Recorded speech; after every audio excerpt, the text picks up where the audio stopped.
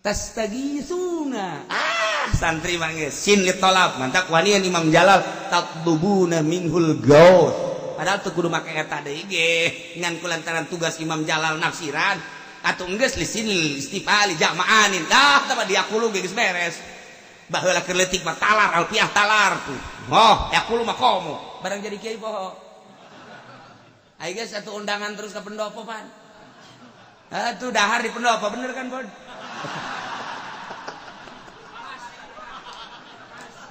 aduh yakulu poho bulat poho Masya Allah komo amil jurumiyah mah poho alfiah geus poho deui eta lah gara-gara makanan pemerintah masuk ka beuteung asal aya kiai ngadahar duit pamarentah wayab dulu kiai batal kudu disertu bisa lah siap geus mah teu dibere bae pastajabalan nu mantak para waliullah lamun zarah teh ka hiji makam sok dibere tunduh Kangjeng Nabi ge dibere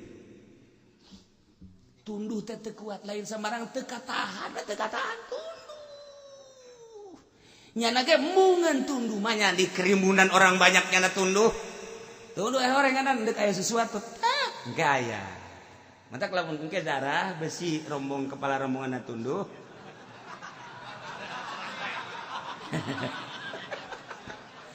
geus urang mending tutupan bae geus ku buaya teu sambarangan sama tunduh kos kitu mah tunduh anu di luar konstatif henteu bisa dikendalikeun teh mah tunduh teh tunduh di Allah sebab Allah deuk mere tek oh aji hudang we karak nyana dongeng nyarita tek tek tek tek di Allah hese tah kos kitu wa ma ja'alahu Allahu illa busyra walitatma'inna bihi qulubukum wa man nasu illa min indillah wa ma ja'alahu Allah tengah jadikeun Allah kana pitulung teh illa busyra kecuali berita gembira ka Kangjeng Nabi khususna oge ka para sahabat dijadikan pertolongan Gusti Allah melalui impian Kangjeng Nabi anu sakicep turun malaikat Jibril dibarengan ku 1000 malaikat tahap awal tahap kedua 3000 tahap ketilu 5000 Masya Allah lamun 1000 yang 3000 4000 ditambah dari 5.000 9.000 ieu naktu 9 lain sembarang 9.000 tadi 10.000 kan 9.000 mantak ulah kaget bintang sepak bola nomor 9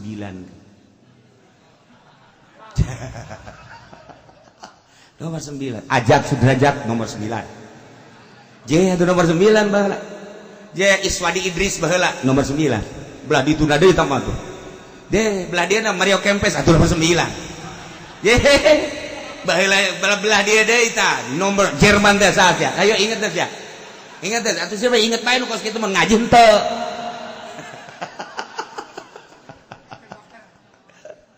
terus ka belah dia tah 9 horeng boga rahasia lain aya 9 wali teh tapi nu terkenal wali 9 kudu dibongkar engke biji 9 aya naonan sih je itu lain sambarangan Allah Bismillahirrahmanirrahim urang mah ayeuna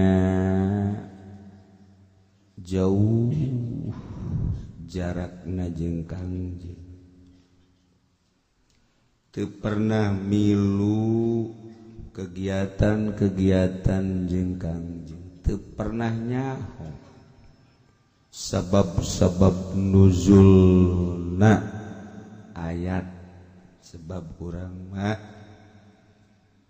jaba jauh zamana jaba jauh jarak Indonesia Mekah kudu ditempuh ku pesawat 9 jam baheula 12 jam baheula pisan kapal laut setengah bulan bahkan baheula pisan sabulan.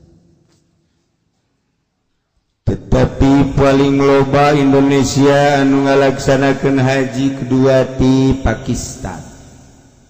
Umroh mah terbanyak dunia, masya Allah. Nu mantak lain lalagaan Indonesia mah ngamahmurkeun Mekah. Umroh teu eureun-eureun terus eta teh kapan lambang keyakinan umat. Lain lalagaan di Indonesia maka jeung ngajual kotok, anak kotok dijual penting ka Mekah. Berarti kan yakin, jarang jelema teu boga duit jumbung ka Mekah jarang. Komo geus kolot mah, apa geus kolot ya yang geus ka Mekah. Hese bah, Mekah kuari mah daftar 20 tahun. Nyata korak presiden tolol. Tuh ka presiden bae nya mah. Geus atuh urang ngempur mah teh naon tah. Presiden bahkan udah disalahkan padahal mah aya bagian-bagianan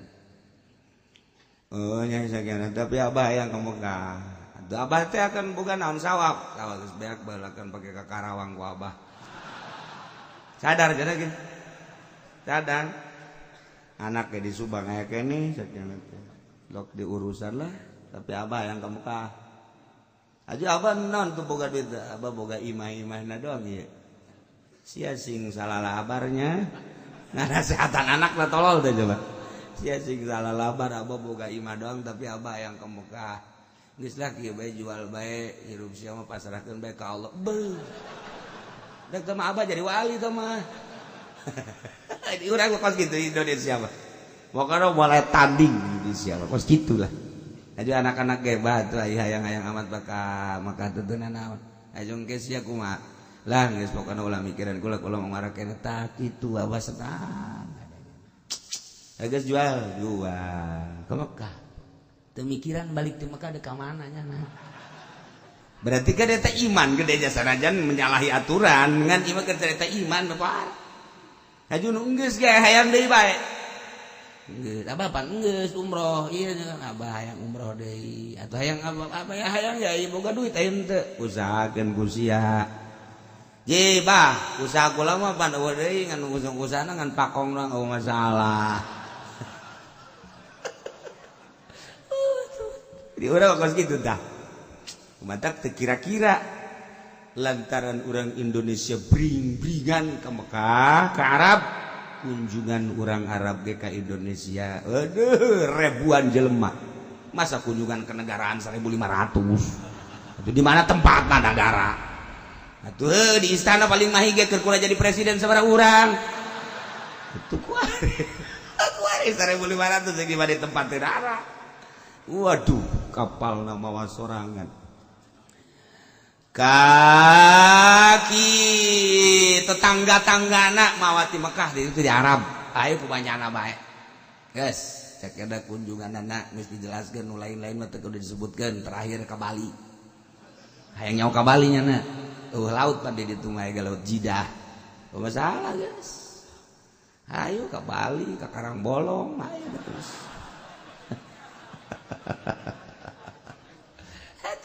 Can aya sepanjang sejarah Indonesia, sepanjang sejarah can aya kunjungan kenegaraan 1.500 can aya.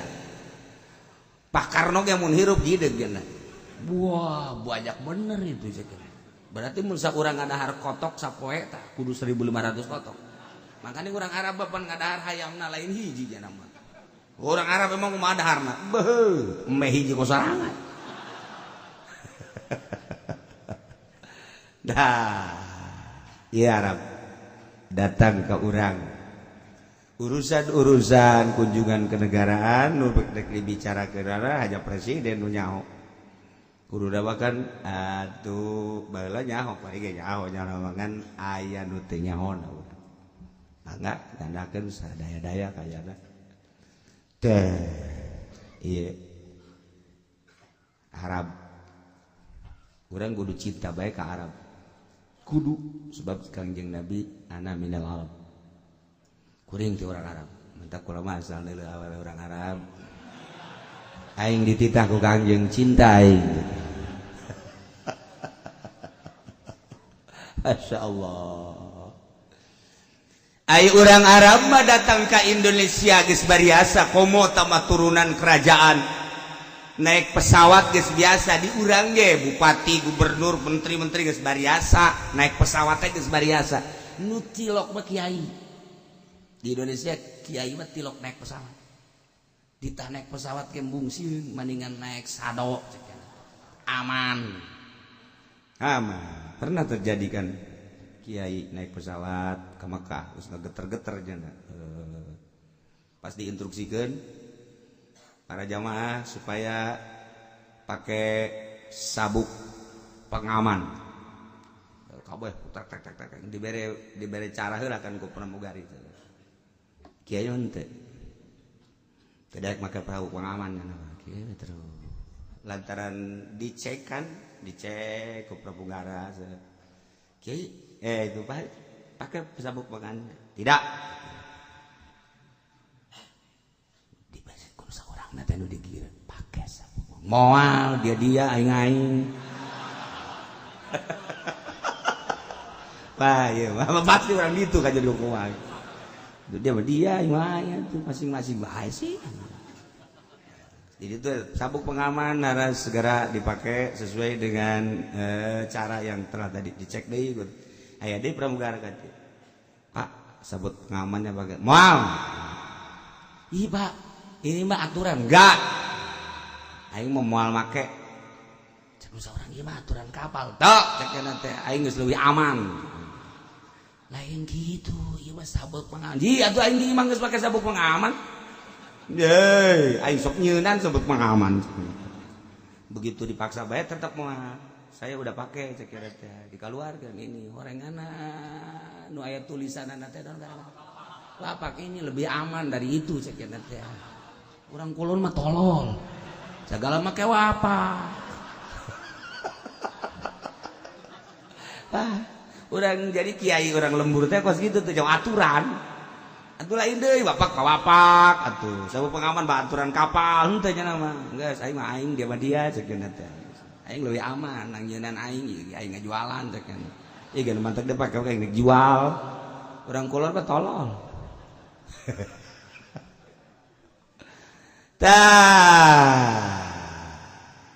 tapi kulantaran urang lunak hate urang kemudian orang mengikuti terus pembacaan ayat suci Al-Quran ayat demi ayat wani ninggalkeun imah padahal gedong sigrong wani ninggalkeun warung komo warung nang geus laku-laku memang ditinggalkeun bae wani ninggalkeun lembur ngaji nganai ngaji di imah ngawuduk di dia ngawuduk deh guys ditanya ku babaturanna siapa wau ka kieu teh aing teh wau ngaji bae teh wau geus wau juga tukang uduk aing wau leuwih akrab jeung tukang uduk dibandingkeun jeung kiai masalah masalah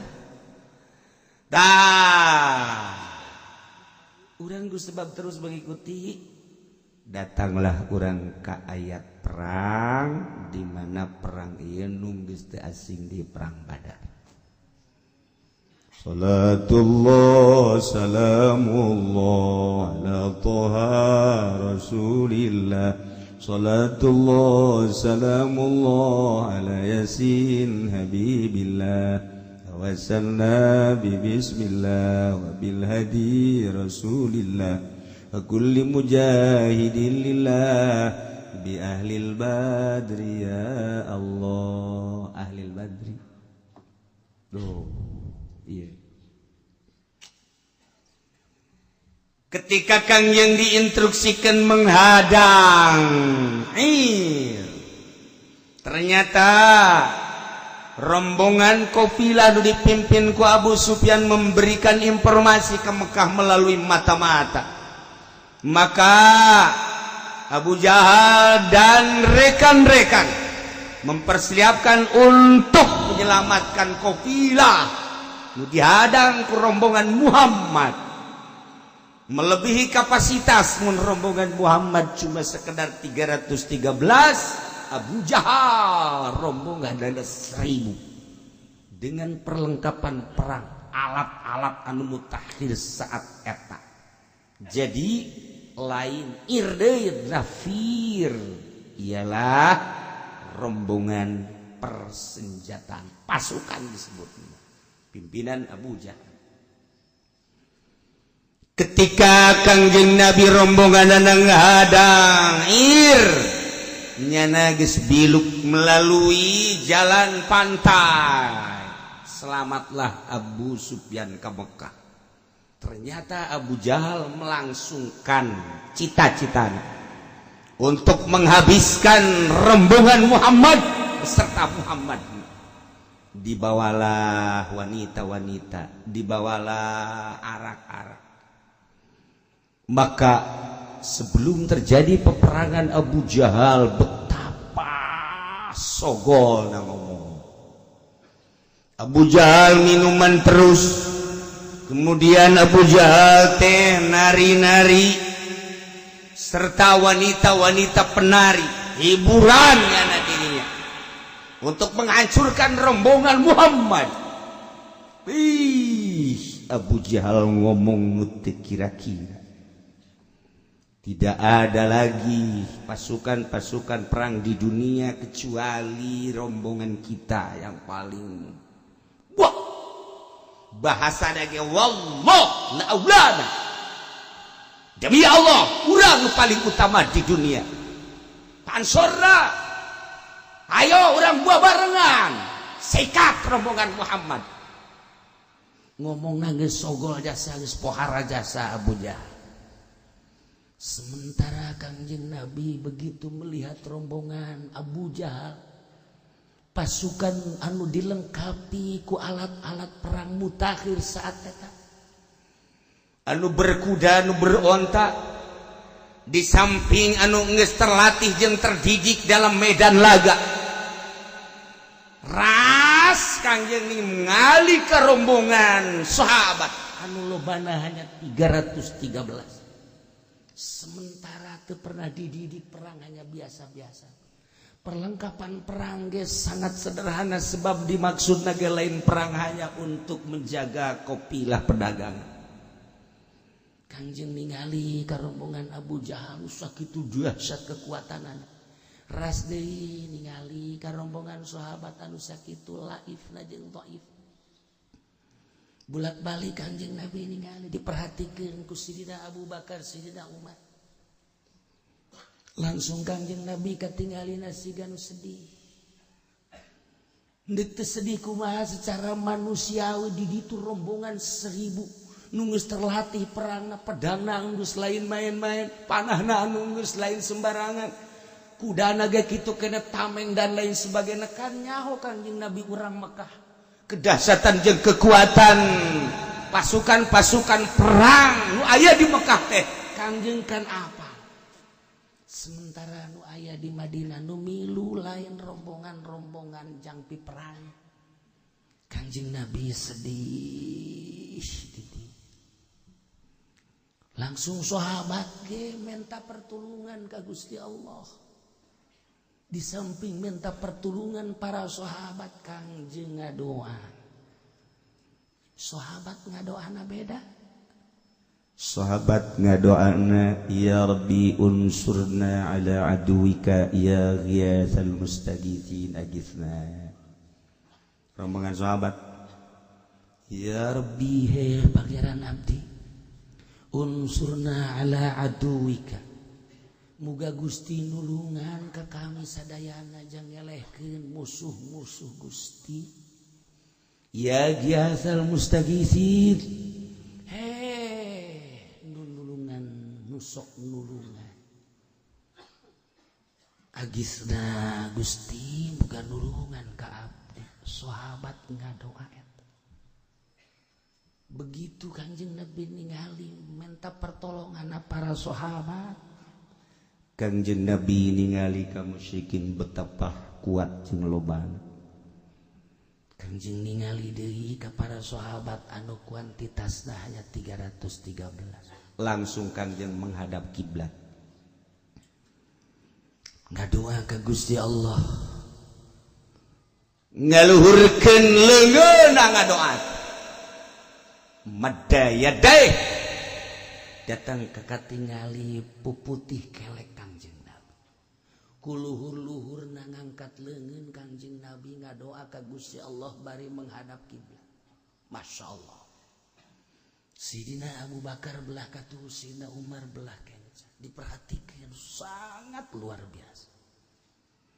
Kangjeng Nabi ngadoa, Allahumma anjiz li ma wa'adtani, Allahumma atini ma wa'adtani, Allahumma in tuhlik hadhihi al-asabah min ahli al-Islam la tubad fil ardi. Eta doa para jasa. Pihartieunana ya Allah anjiz li Gusti muga nyalametkeun ka abdi. Ngaluluskan Gusti ka abdi ma wa'adtani kana naon nu geus dijanjikeun ku Gusti. Allahumma he Allah atini muga Gusti mereka abdi ma wa'adtani kana naon nu geus dijanjikeun ku Gusti ka abdi. Allahumma he Allah intuhlik hadhil asabah lamun Gusti ngelekeun kana ieu rombongan abdi sahabat 313 min ahli Islam ti ahli Islam la tu'bad fil ardi Gusti moal diibadahan sepanjang masa. Bebeakan Kangjeng doa. Masyaallah bar. Ya Allah. Pamazala yatifu bi rabbih madan ya da teu eureun-eureun Kangjeng Nabi ngadoa eta bari ngangkatkeun dua leungeun. Tidinya Sina Abu Bakar Siddiq datang. Nu mantak datang lantaran sorban Kangjeng Nabi raga. Make solendang Kangjeng Nabi teu karasa ku husu-husuna ngadoa ka Gusti Allah. Ngotot ieu nu bahasa pake kadenge ku para sahabat kurang sehingga nyaho andaikan ayeuna eleh ahli Islam selesai Gusti moal aya lu ibadah ka Gusti. Raga.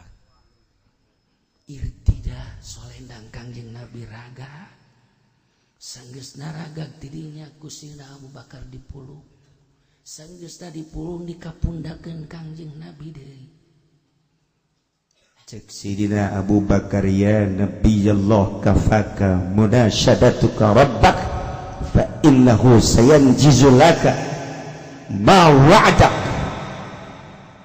Nabi Allah cukup ka Tuhan unjukan ka Gusti tos cukup ulah ditambah deh. Kami teu asa ngadenge unjukan Tuhan ka Gusti Allah. Jelas yakin Allah bakal ngaluluskeun naon nu dijanjikeun ka Tuhan. Turunlah ayat ieu. Ilah sabab nuzul, sabab turun ayat ieu. Turun ayat ieu. إذ تستغيثون ربكم فاستجاب لكم أني ممدكم بألف من الملائكة. Turun ayat. Kangjeng Nabi langsung nurunkeun dua pandanganana tungkul. Sahabat hanya sekedar 313. Ngabayangkeun Kangjeng Nabi kedahsyatan, kekuatan, kemutakhiran musuh. Tidinya Kangjeng Nabi tunggu. Sanggeusna tunggu. Kangjeng dibere tunduh datang ka sare. Masya Allah. Ternyata hikmah tina sare teh lain sasare-sarena. Kangjeng langsung ditinggalikeun ku Gusti Allah. Turun malaikat Jibril naik kuda. Make jubah, make sorban diudeng-udengkeun, sorban hejo. Ditutupan pangambung jeung sungut. Kuda putih di langit turun. Malaikat Jibril di tukangeunana aya 1000 tentara malaikat. Sarua pada make udeng-udeng sorban kuda putih. Begitu dia datang ke Kangjeng Hudang. Begitu Kangjeng Hudang cek Kangjeng, ya Aba Bakrin ataka nasrullah, datang ka urang pitulung Allah Subhanahu wa taala. Ataka nasrullah, hada Jibril akhidun bi'anani farasi yafuruhu ala sanayahu.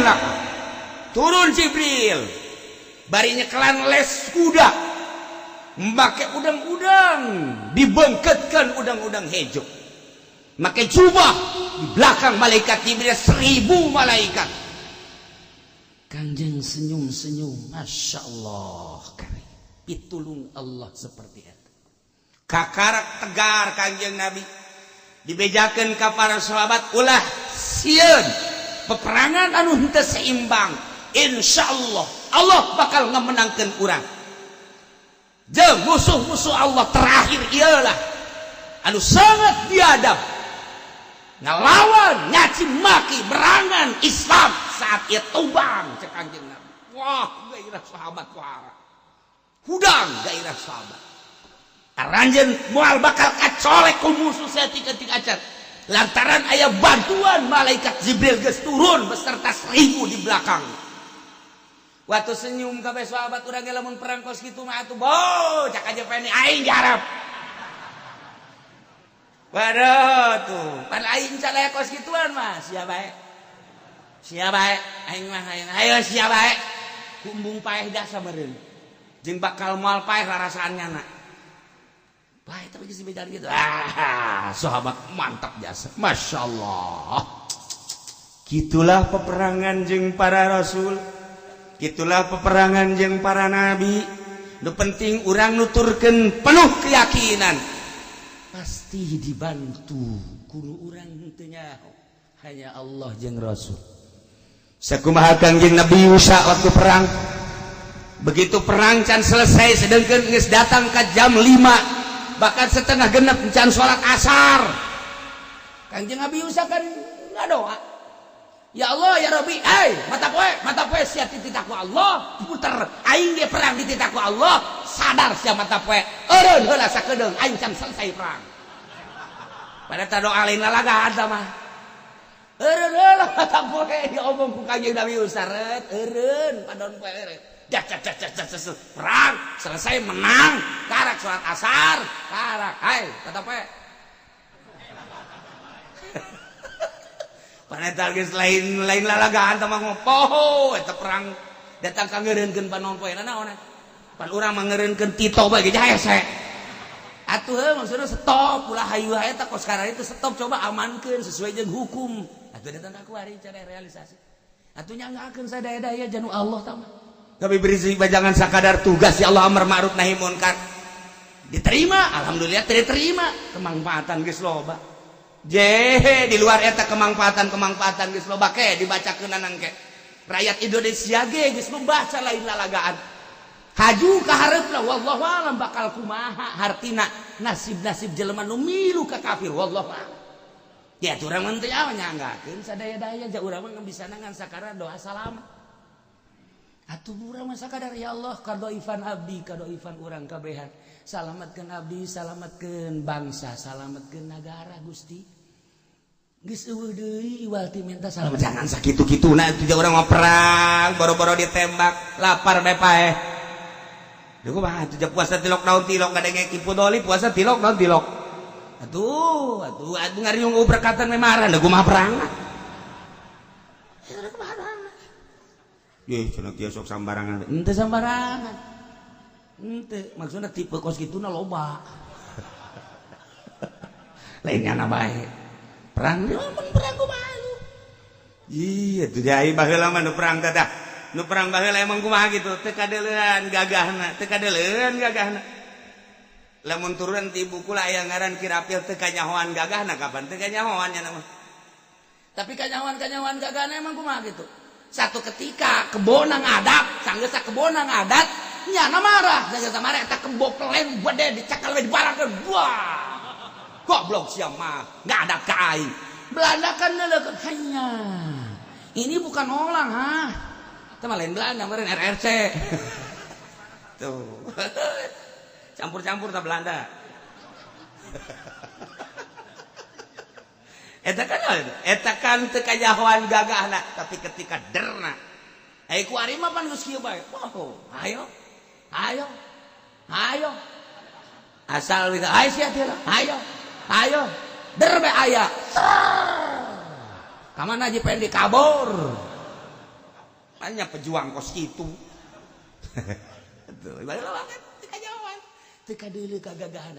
Cukup eta ge teu maksud. Mun Belanda teu nyahoeun mah teu kanyahoan gagahna. Tapi kulantaran Belanda neuleuh eta kebopelen sabaraki entar kan. Goblok sia marah bae. Balak ke buah. Geus aing salamet ti sia ceukna teh geus babur sia kebok. Teu kagagahan teh bisa. Urang mah pan pamajikan diangkat ke urang nu gering. Urang ngahaja-haja ngangkat pamajikan, tuh pamajikanna meureun sakintal setengah deui ongkoh, sabeca sorangan atuh pantes. Tapi teu boga giro, boga giro mah pamajikan gede leutik diangkat bae kan ku urang. Ya kan sebab giro cinta urang gede. Cinta teh ngabogaan energi. Atuh cenah gede sakintal setengah ayo diangkat beres ge. Meunang 2 menit urang pae. Tah turunlah ayat ieu masyaallah karim. Itastaghisuna ingatlah anjeun Muhammad waktu naranjeun kabeh menta tulung rabbakum ka pangaran naranjeun kabeh ayatatulubuna minhu al-gausa tegas tamararenta maraneh kabeh ka pangeran marenta pitulung bin nasri alaihim hayang ditulungan ngelehkeun para prajurit pasukan perang anu begitu lengkap pimpinan Abu Jahal. Kumaha Gusti? Fastajabalakum Allah ngaijabah kanyahoan Allah ngaijabah kana pamenta para sahabat khususna Kangjeng Nabi. Kangjeng dibere tunduhan nu pohara sanggeus tunduh reuk sare di tengah-tengah sare dibere ngimpi. Eta malaikat Jibril turun impian Kangjeng ar-ru'yatus shadiqah. Ieu adalah tanda kenabian. Mentak wali-wali Allah ge diberi impian. Tanda kewalian. Diberi impian-impian geus bubuh Kangjeng Nabi mah. Nah, pastajaba lakum. Kumaha cek Gusti Allah? Anni mumiddukum sanyana kaula cek Gusti Allah eta nulungan ka aranjeun kabeh. Ulah gentar, ulah sieun. Kaula nurunkeun malaikat bi alfin minal malaikat. 1000 malaikat. Dipimpin pertama ku malaikat Jibril murdifina. Berturut-turut ikut langsung ditukangin malaikat Jibril yarkipu ba'duhum ba'dah mengikuti nyusul satu sebagian dengan sebagian lain wa'adahum biha awalan Allah ngajanjikeun 1000 begitu Kangjeng Nabi siap perang eta kan memeh begitu der sumasar salah ta'ala nurunkeun deui 3000 malaikat ketika di tengah-tengah peperangan summa khamsah diturunkan dari 5.000 malaikat. Masya Allah karim kama fi Ali Imran sakumadina surat Al Imran. Padahal mahatu musuh-musuh teh kudu dibantuan ku malaikat. Bahkan Kangjeng Nabi geus teh kudu turun ari endek dielehkeun ku Gusti Allah mah langsung basa pira Gusti Allah cukup ku hiji malaikat bae ge. Lantaran atuh kapan deuleu kaum Kangjeng Nabi Lut begitu dek dibalikeun eta jangjang Kangjeng Nabi malaikat Jibril ngan saukur ditoelkeun dong det ku sorangan bae ngaguling atuh dek naon make bantuan saja. Ketika Kangjeng Nabi Hud umat ngabuak kawara cukup cuman ditiup sakali dong dar angin pohara beserta seun. Jeung malaikat tuh diinstruksiin ke Gusti Allah tanpa make bantuan nu sejen cukup ku malaikat tetapi Allah hendak ningalikeun kemahadahsyatan Gusti Allah. Sebab sakabeh nu aya di alam dunia ieu teh tentara Allah, angin tentara Allah, hujan tentara Allah, batu tentara Allah, pasir-pasir tentara Allah. Eta nu real kadeuleu ku mata urang, di luar nu kadeuleu ku mata urang aya malaikat-malaikat anu bener-bener diturunkeun ku Gusti Allah ketika Allah menghendaki peperangan menang. Kitu deh. Ukur kurang kehebatan Belanda. Di mana orang boga tank baja, tetapi Belanda geus ngabogaan tank baja.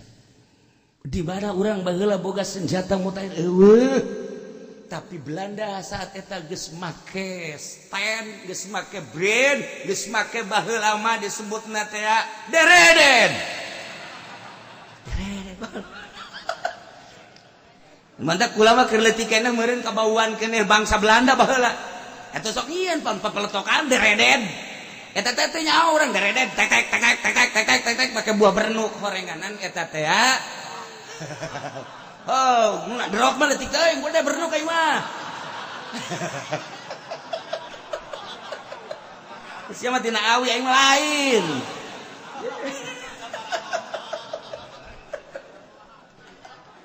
Oh. Nah, di mana eta? Di mana dimenangkan ku Gusti Allah hanya sebuah golok tarang haut, hanya sebuah bambu runcing lain sa bambu beruncing. Di Surabaya sabaraha kiai anu dicekal doang bambu runcing termasuk Kiai Hasyim Asy'ari. Bambu runcing nu manta kuari Ansor teh ngabogaan sejarah. Sebab baheula bambu runcing dicekal ku Kiai Hasyim Asy'ari, dihijikeun didoaan. Asal geus didoaan ku Kiai Hasyim Asy'ari, ieu bambu runcing teh bambu runcing asal dibalangkeun bae. Lain ragak encan nanggih musuh, encan ojos, encan eureun. Jatuh urang perangkos itu mah daek. Lah, di dieu Ki Hairun. Termasuk Ki Ahmad Hairun. Ya, di Banten, set hijikeun doaan. Bambu runcing, mantap terkenal Indonesia dengan bambu runcing. Atuh kuari urang nyieunnan bambu runcing hayang nyaho teh didoaan heula. Bisa nubles maneh sia. Oh, unggal kabupaten. Wow, bambu runcing dikieukeun ku pejuang Indonesia. Unggal kabupaten Jawa Timur bambu runcing, Jawa Tengah bambu runcing, Jawa Barat Banten bambu runcing. Aya macan ge di sisina tetep aya bambu runcingan bae. Tah lain sa bambu runcingna. Nah, hijikeun heula doaan. Doana naon ya? Ja tegetkeun ku sia. Jangan majang nyieun urang di imah. Gas paling digelar kabeh guys pokona mah. Ieu na urang bambu runcing mesti perang. Kemudian, Allahumma hdini fiman hadait. Wa afini fiman afait. Batawan. Beres. Aja sih mah teu yakin, atuh mah jadi teu yakinna. Tapi lamun yakin insyaallah. Be, ngan ulah tahiyat ka dituna.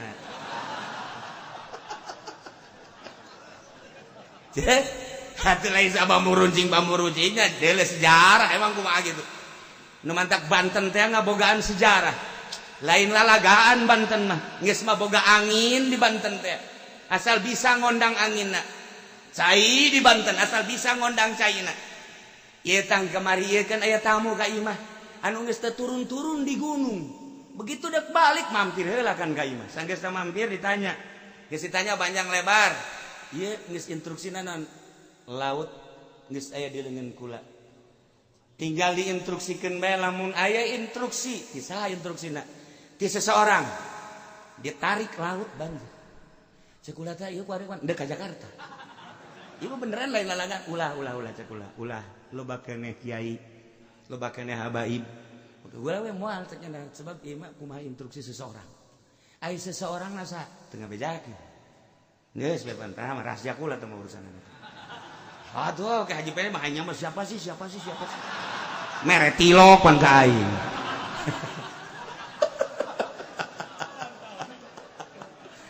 Lain alaga. Eta geus dileungeun nya na, tapi lamun cek nya instruksi siap.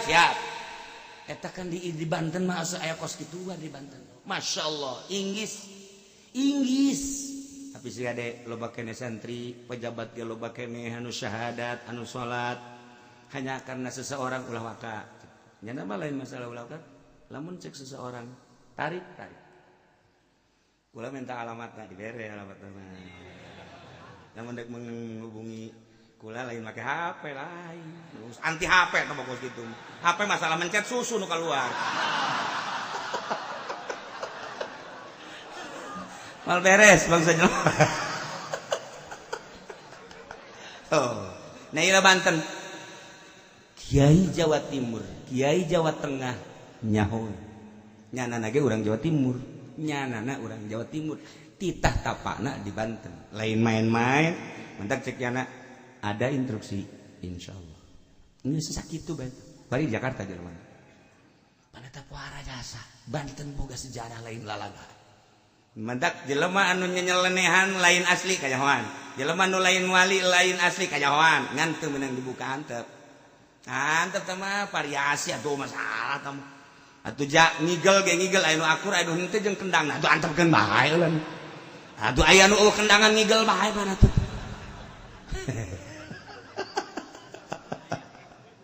tah ieu lah anni mumiddukum بألف من الملائكة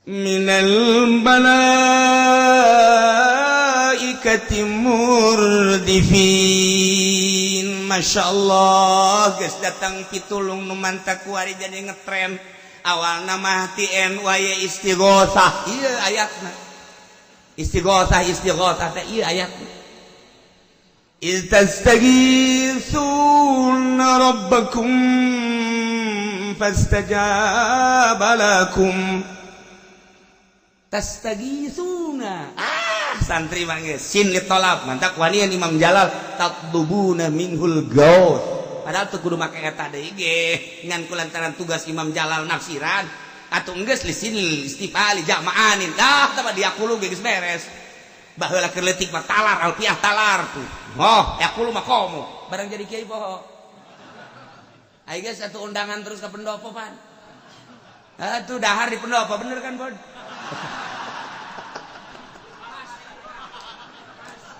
aduh ya kulu poho bulat poho Masya Allah komo amil jurumiyah mah poho alfiah geus poho deui eta lah gara-gara makanan pemerintah masuk ka beuteung asal aya kiai ngadahar duit pamarentah wayab dulu kiai batal kudu disertu bisa lah siap geus mah teu dibere bae pastajabalan nu mantak para waliullah lamun zarah teh ka hiji makam sok dibere tunduh Kangjeng Nabi ge dibere tunduh teh teu kuat lain samarang teu katahan tunduh nyana ge mungan tunduh mah nya di kerimbunan orang banyak nyana tunduh orenganan deuk aya sesuatu engke aya mantak lamun engke darah besi rombong kepala rombongan tunduh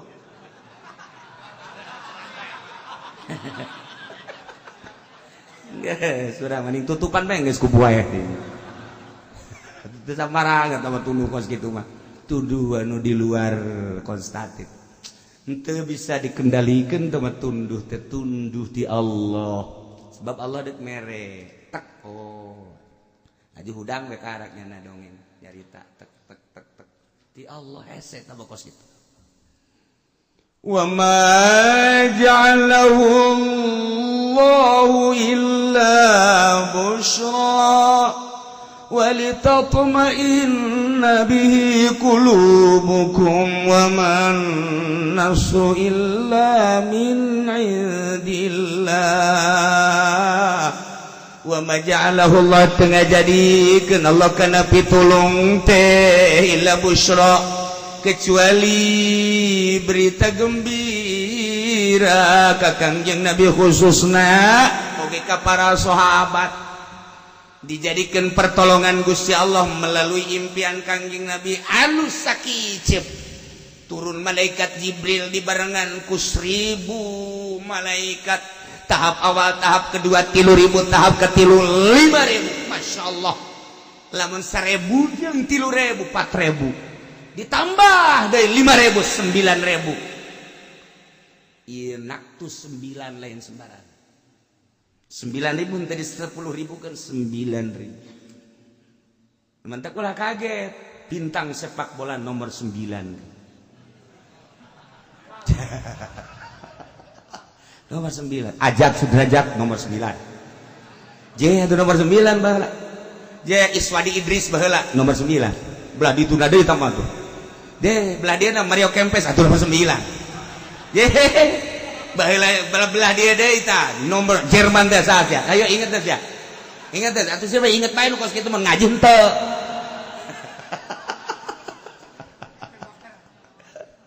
Terus kabelah dia tah 9 horeng boga rahasia lain aya 9 wali teh tapi nu terkenal wali 9 kudu dibongkar engke biji 9 aya naonan sih je itu lain sambarangan Allah bi ahlil badri ya Allah pitulungna aya 9.000 malaikat ieu biji 9na. Nah oranganan berita gembira pangbubunga saru ajeng Muhammad lanjutkan peperangan bejakeun ka sahabat ulah keder ulah sieun walaupun kuantitas saeutik teu perlu kuantitas nu penting kualitas naon hartina lobaan ai datang ka ditunggan madog doang mah tetapi kualitas hiji lawan 1.000 eta nu mantep mah ulah sieun dibantu ku malaikat bedakeun ku Kangjeng Nabi busra wa ma ja'alahu illa busra hiji walitatma'inna bihi qulubukum nomor kaduana ieu teh supaya nentremkeun hati aranjeun kabeh lantaran aya dina kawaswasan sebab kuantitasna anu kualitasna encan kanyahoan berhadapan ajun loba sakitu dahsyat jeung kekuatanana maka supaya tenang jeung tentrem walitatma'inna bihi qulubukum tapi ingat Muhammad bejakeun kepada sahabat wa man nasru illa min indillah kemenangan ditulungan lain nang malaikat nu ngamenangkeun min indillah Allah teu kudu ku malaikat deuk dimenangkeun mah satu malaikat Jibril cukup teu kudu ribuan bahkan teu kudu ku malaikat sondor ku malaikat ku Gusti bae langsung tetapi ieu deuk ningalikeun kemahadahsyatan peperangan ketika perang lain Badar bae iraha bae umat anjeun Muhammad asal boga keyakinan kualitas keimananana anu mantap bakal dibantu selalu ku malaikat Jibril beserta malaikat-malaikat nu lain. Lamun urang nyaritakeun peperangan Baghdad lamun tadi barengan ku malaikat masya Allah nu kamari urang bisa ningali langsung peperangan Israel Suriah loba nu gaib dararan lain urusan menang jeung eleh eta urusan Allah tetapi bantuan gaib selalu aya Yaman lamun teu dibarengan ku nu gaib geus ajur. Kemudian di Indonesia terwali terbanyak wari di dunia adalah Indonesia. Wali terbanyak di dunia adalah Indonesia. Ulah waka waliullah wali kotana bagi sobat.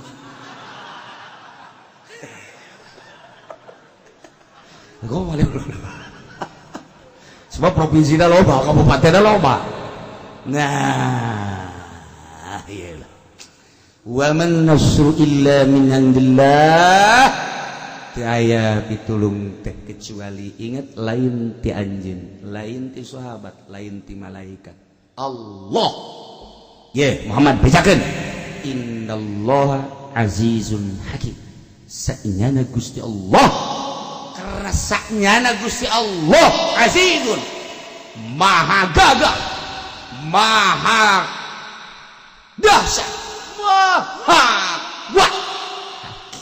maha bijaksana supaya orang tawadu tetap berserah diri ke Allah orang bisa datang ti imah ka dieu ulah rasa nang urang nang Allah sebab innallaha azizun Hakim tanaga urang nu aya di urang lain nu urang nu Allah dicabut tanaga urang nanaonan innallaha azizun hakim. Urang bisa sholat 4 rakaat 3 rakaat 2 rakaat lain nang urang lamun urang teu dibere kagagahan ku Gusti Allah innallaha azizun hakim. Carita sholat ba urang dibere ku Gusti Allah, carita puasa Ramadan mah alhamdulillah mayoritas puasa.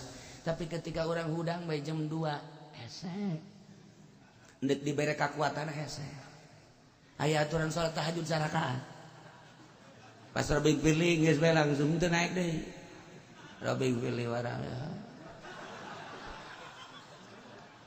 ulah disalahkeun atuh urang ge ngadoang ke subuh Gusti lain salah abdi kunaon atuh Gusti ka abdi haju ngaheeskeun ieu atuh teh nikmat nu aya bae. Ai kabeh genang Allah ngan introspeksi na urang aya naon ieu mata kok teu kuat aya naon sih kok tanaga teu kuat aya naon sih lamun ngadenge wali Allah ratusan rakaat puluhan rakaat lamun wa solihin puluhan rakaat kok aing mah teu kuat naon bedana aing jeung nyana aja pada manusia. Nah teliti kurang berarti di awak aing aya naon ya Allah mah pangeran ngahayukeun sakumaha urang nganu jelas ulah boga rasa nang urang sebab di dieu ge dijelaskeun sakitu Kangjeng Nabi geus dibere pertolongan malaikat 9.000 tetep bae tita dibejakeun wa man nasu illa min indillah aya pitulung kecuali ti Allah innallaha azizun hakim. Mudah-mudahan urang kabehan dibere kekuatan ku Gusti Allah dibere kebijaksanaan ku Gusti Allah umat Islam tetap diberi kekuatan ku Gusti Allah sesuai jeung ucapan Kangjeng al-Islamu ya'lu ala yu'la alaih diberi kebijaksanaan ku Gusti Allah timimiti pejabatna datang ka rakyatna nu aya di Indonesia bangsa Indonesia tetap jaya diberi kekuatan jeung kebijaksanaan ku Gusti Allah bi barakati ummil Quran al-Fatihah.